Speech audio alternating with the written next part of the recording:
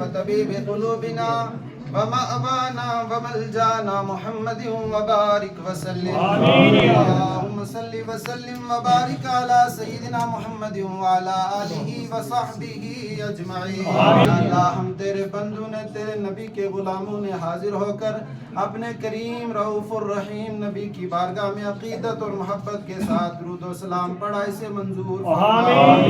آقا کریم صلی اللہ علیہ وسلم کی سچی محبت نصیب فرما. آپ صلی اللہ علیہ وسلم کی غلامی ہمیں نصیب فرما.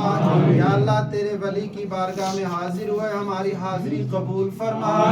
یا اللہ ہم نے جو کچھ پڑھا اسے منظور فرما. یا اللہ ہدیتاً تحفتاً پیارے آقا جناب محمد رسول اللہ صلی اللہ علیہ وسلم کی بارگاہ میں پیش منظور فرما.